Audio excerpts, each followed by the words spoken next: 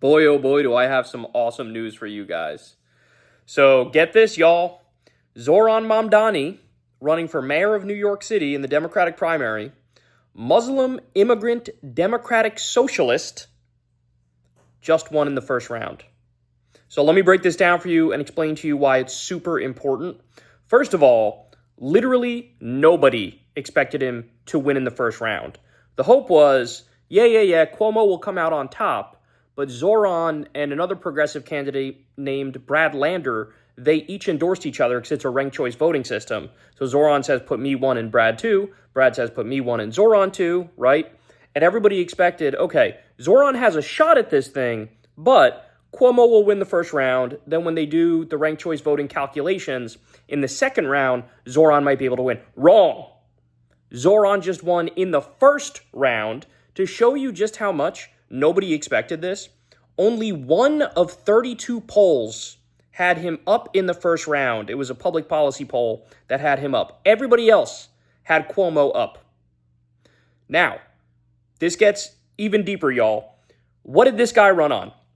Zohran ran on freezing the rent, building affordable housing, cracking down on bad landlords, city-owned grocery stores, just a flat-out, socialist policy, free buses, free childcare.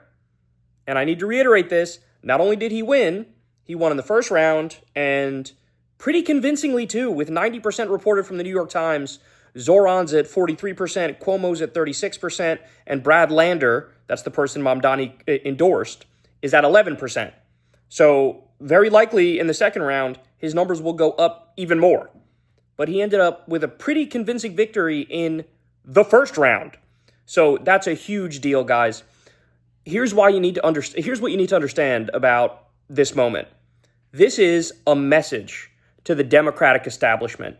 The message is no more Diet MAGA, no more Republican light, no more same old, no more force-feeding us these old-ass politicians with 50,000 scandals who take Trump billionaire money, as Cuomo does. And this really is a moment of celebration, because they smeared this guy to the high heavens, y'all. They smeared him. Why? Because he's pro-Palestine. There was a whole bunch of Israel lobby money that went to Andrew Cuomo, along with Republican billionaire money that went to Andrew Cuomo. And when he got smeared, did he wilt? No. He doubled down and he tripled down and he reiterated, no, I'm for Palestinian human rights and liberation and freedom.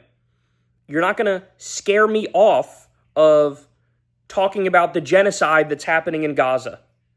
And so, as I said, this is a shot across the bow to the establishment here. And, look, this is something, I didn't say anything publicly. I didn't make any predictions publicly, but I was hoping so hard that Zohran would win, because this moment with the new Trump regime, this moment feels different, y'all. It really feels like your run-of-the-mill normie resistance liberals, they have been radicalized. They've been radicalized. They look around and they go, I'm sorry, but the old guard of the Democratic Party is failing us repeatedly, time after time. How do you keep losing to Trump? How do you do that?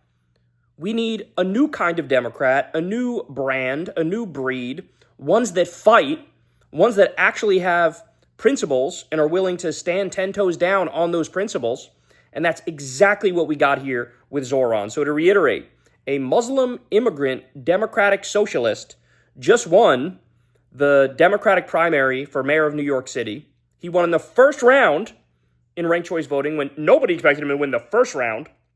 And he ran on amazing policies like freezing the rent, building affordable housing, cracking down on bad landlords, city-owned grocery stores, free buses, free childcare, and he was unapologetically pro-Palestine. So all the Israel lobby money, they lit it on fire. They lit it on fire. The base of the Democratic Party is ready for the future. There is such a gap between what the old guard Democratic establishment believes and what they vote for and what they fight for versus what the grassroots want, what the actual voters want. I mean, you can see now, we're going to talk about this on the show tomorrow. Definitely tune in to watch it and subscribe below. But with Iran, for example, Democratic politicians are totally out of touch with the Democratic base. On impeachment, Democratic politicians are totally out of touch with the Democratic base. As you all know, Chuck Schumer, Hakeem Jeffries, they are refusing to fight. They have spines made of jello.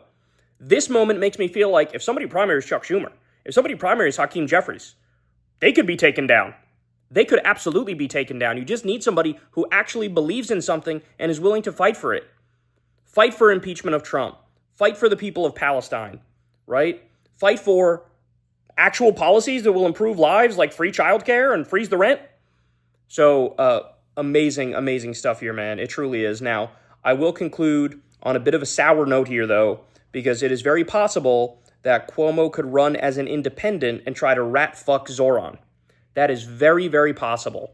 So, the old guard could be right back to their trickery and deceit any minute from now. That's how they function. They can't win straight up, so they have to twist arms and they have to do all sorts of horrible things behind the scenes to try to get in there using old school dirty politics. But the base here has spoken. By the way, one more fact that shows you just how much of a dominant victory this is here. The numbers were rolling in from Staten Island. Now, for those of you who don't know, Staten Island is very white. It's very middle class. It's also very Republican. And so Cuomo was expected to blow Zohran out skis in Staten Island. And he just didn't. When the votes were rolling in, at one point Cuomo had 10,000 votes. And Zohran was nipping at his heels with 8,000 votes in Staten Island. Which again gets to the point that even your run-of-the-mill resistance liberal wine moms are like, yo, viva la revolution. Let's get some real politicians in here who are actually willing to fight and actually willing to deliver. So just in an absolutely amazing moment here. I'm super happy for Zohran. I'm super happy for New York City. And it actually gives you a moment of hope for the future of American politics, that the same old neoliberal Democrats who are not willing to fight, their time is coming to an end. They are fucking coasting on fumes, y'all, on fumes. And this is a little bit of a teaser for what may happen in, number one, the midterms, but also the next Democratic primary for president. Some Alyssa Slotkin type has a 0% chance of actually winning. You need an absolute crusader. You need somebody who's going to destroy Trump, and you need somebody who's going to represent the Democratic base, which means we are anti-war, we are pro-Palestinian human rights and liberation and freedom, we're for universal health care, we're for free college, we're for raising the minimum wage, etc., etc. So there you have it, man. Zohran Mamdani, amazing, amazing. I got so used to the feeling of losing, and to be fair, that's kind of what being a leftist is, right? The whole system is biased against you because you actually challenge the system. I got so used to the feeling of losing that it felt like you just sort of give up a little bit inside, and you're like, oh, I guess bad things just keep happening. But, we were reading the tea leaves properly in that it felt like something really changed. It felt like a bunch of people snapped. It felt like everybody got radicalized with this second Trump regime, and now the same old isn't going to do it. And now we might actually see the kind of backlash that we've been yearning for.